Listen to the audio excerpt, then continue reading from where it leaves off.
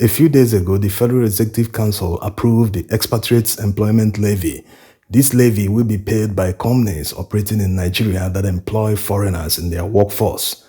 There are two main categories. If a foreigner is working in any company as a director, the company is expected to pay $15,000 on his behalf to the federal government annually. For other categories, the companies are expected to pay $10,000 to the federal government also annually. According to the government, their main reason for fining companies for employing foreigners in place of Nigerians is for revenue drive. They want to earn more revenue. They estimate that they will earn a whopping $13 billion annually from the levies alone. The second reason is to create more opportunities for Nigerians. They think that this levy might deter some companies and force them to employ Nigerians in place of foreigners wherever they can find the skill in Nigeria. So the fact that the main objective of the government is to earn more revenue that runs into billions of dollars, this is why they approved a whopping $95 million to the concessionaire, Mrs. Airwave Nigeria Limited. What are they going to do with all that money? What kind of infrastructure are they going to build that will cost $95 million? In today's exchange rate, this is almost 150 billion naira. What kind of state-of-the-art ICT infrastructure is Mrs. Airwave Nigeria Limited going to build here that will cost this huge amount of money? A visit to their website shows that they are not even into ICT. They are only into backup, inverters, and alternative energy.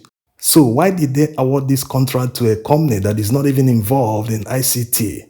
Airwave Nigeria Limited is a subsidiary of Budsons and Company.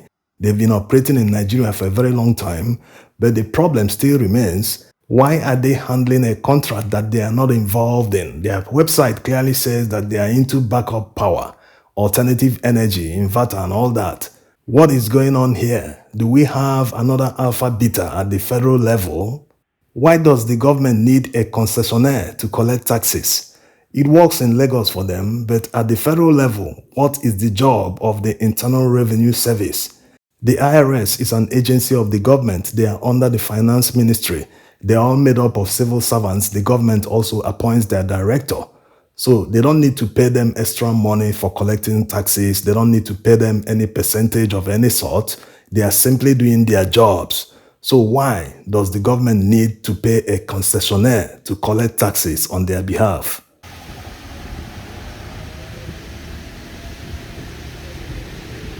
Coming back to the revenue projection of the government, it seems overly optimistic. Why do they think they will earn these billions of dollars from just taxing foreigners who are working in Nigeria? Don't they think that it might deter companies? They might even say, hey, it has become more expensive to hire workers in Nigeria and that the skill they need in Nigeria is not available. What are they going to do? Don't they think that it might scare some companies and Nigeria will lose completely? They might decide to go elsewhere because obviously it will become more expensive for a foreigner to work here. If a foreigner is earning $80,000 per annum in Nigeria, for instance, add the levy on top, that will make it $90,000 or $95,000 per annum, depending on his position. It will obviously make it more expensive to hire foreigners to work in Nigeria, which is obviously the advantage of Nigerians who are left out in the whole system. They don't have jobs. Companies allocate all sorts of positions to foreigners who we don't even know their real qualification, whether they are engineers or professionals in the field.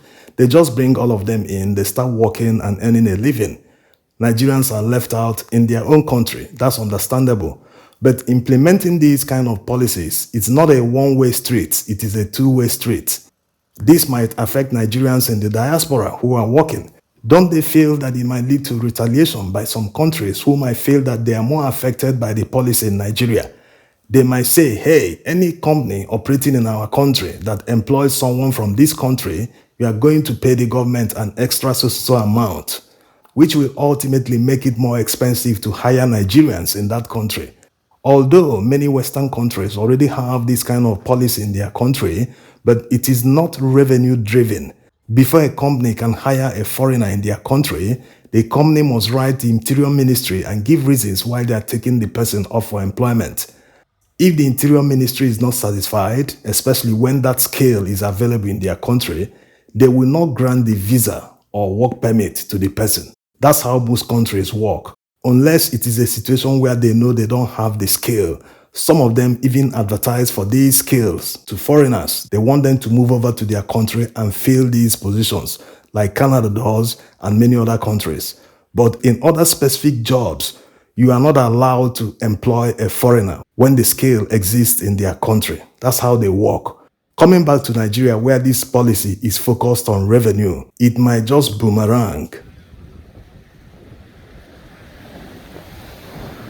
Coming back to what they actually need to be able to collect these levies, they don't need much. The IRS can handle it.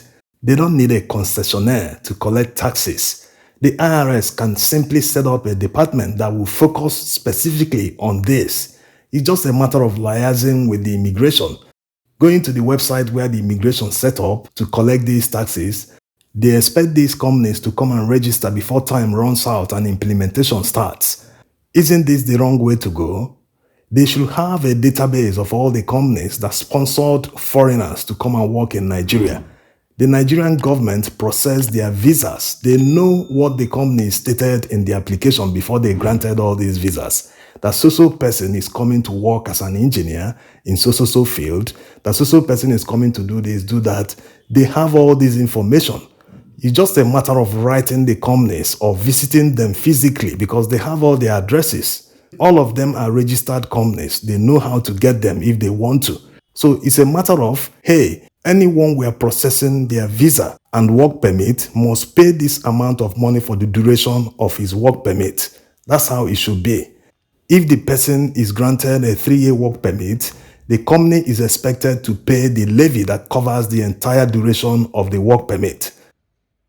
This is how it's supposed to be, to prevent immigration officials and tax officials from running around chasing the companies or the expatriate themselves to pay taxes. They should also do the same thing when these workers come for renewal of their work permit.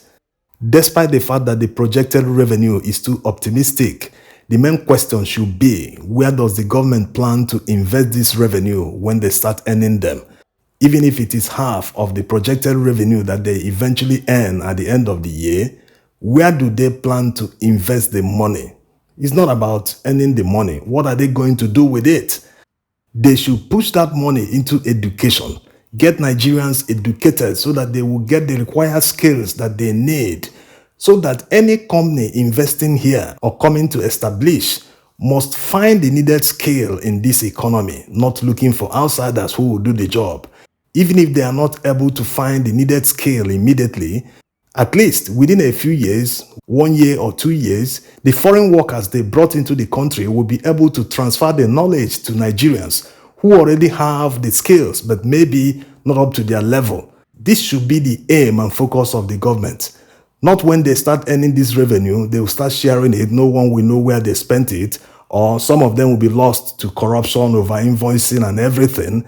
Nigeria doesn't have a revenue problem. It has always been wasteful expenditure. To whom much is given, much is expected. If someone can't manage 1 million naira judiciously and account for every penny, that person will not be able to manage 10 million, not to talk of 100 or billions. That's how it works. The revenue the government earns now, how are they spending it? Why are they spending billions on motorcades alone? Why are they spending billions on recurrent expenditure? What is the meaning of security vote? This is the problem.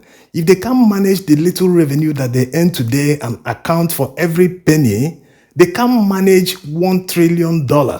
Even if Nigeria earns $1 trillion the next budget year, they will still give excuses and tell you that it is not enough. To them, it is never enough. They will always give excuses and blame others but themselves. They will always find ways to spend everything, even borrow on top of the budget. They will find ways to still complain that the money is never enough. Thanks for watching.